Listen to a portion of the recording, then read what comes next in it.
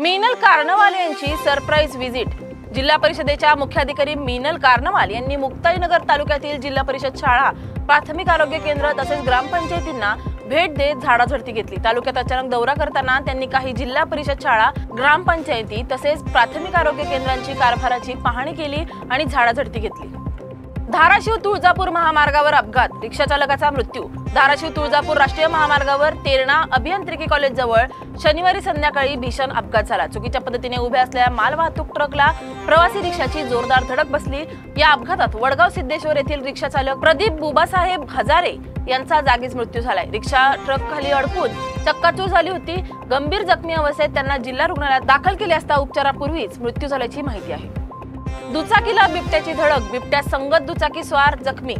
सांगली पेठ राष्ट्रीय महामार्गावर आष्टा येथील राज पेट्रोल पंपाजवळ बिबट्याने दुचाकीला धडक दिल्याने 2 तरुण गंभीर जखमी झाले। मनान पठाण आणि अरबाज खान असे जखमींची नावे असून त्यांना सांगलीच्या शासकीय रुग्णालयात दाखल करण्यात आले।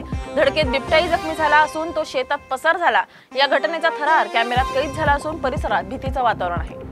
मार्गावर अपघातात फायनान्स कंपनी कर्मचाऱ्याचा मृत्यू। पैठणजवळील कतापूर फाट्याजवळ शनिवारी संध्याकाळी भीषण अपघात झाला। वसुली करून परतत असताना फायनान्स कंपनीतील 2 कर्मचाऱ्यांच्या दुचाकीला भरधाव ट्रकने धडक दिली। यात महेश पांडुरंग शेमडे याचा जागीच मृत्यू झालाय, तर अनिल कानाडे गंभीर जखमी झाले आहेत। पोलिसांनी ट्रक चालकाला ताब्यात घेतलं असून पुढील तपास सुरू आहे। साई लाडू प्रसाद दरवाढ, साईबाबांच्या बुंदी लाडू प्रसादाच्या दरात तब्बल 40% वाढ केल्याने भक्तांमध्ये नाराजी उसळली आहे। पूर्वी 20 रुपयांना मिळणारे 2 लाडूचे पाकिट आता 30 रुपयांना मिळणार आहे। गोरगरिबांना परवडणारे 10 रुपयांचे आणि मध्यमवर्गीयांना सोयीचे 25 रुपयांचे पाकिट बंद करून संस्थानाने फक्त प्रीमियम दर ठेवला आहे। मोफत भोजन व माफक दरातील सुविधा उपलब्ध करून देणाऱ्या संस्थेकडून प्रसादावर दरवाढ का असा प्रश्न विचारला जातोय। दागिने लंपास करणारे 2 अट्टल गुन्हेगार जेरबंद। घनसावंगी तालुक्यातील कुंभार पिंपळगाव येथील ज्ञानेश्वरी ज्वेलर्स मधून तब्बल 19,76,000 रुपयांचे दागिने लंपास करणारे फरार आरोपी किशोरसिंग टाक व गजानन बर्डे यांना पोलिसांनी राजूर चौफुली येथे ताब्यात घेतले। त्यांच्या ताब्यातून 64,892 रुपयांचा चांदीचा मुद्देमाल जप्त करण्यात आलाय।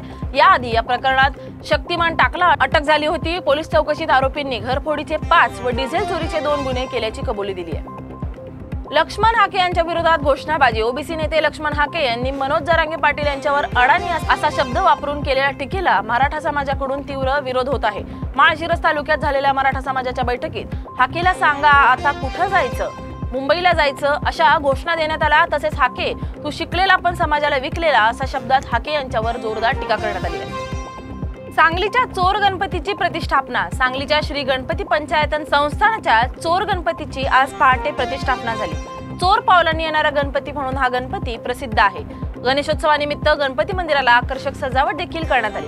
सांगलीच्या श्री गणपती पंचायतन संस्थानच्या या चोर गणपतीची 150 वर्षांची परंपरा आहे। पंचायतन संस्थानच्या गणेशाची चतुर्थीच्या 4 दिवसाआधीच प्रतिष्ठापना होते। चोर गणपती केव्हा आला आणि गेला याचा भक्तांना पत्ता नसतो, म्हणून याला चोर गणपती म्हणतात।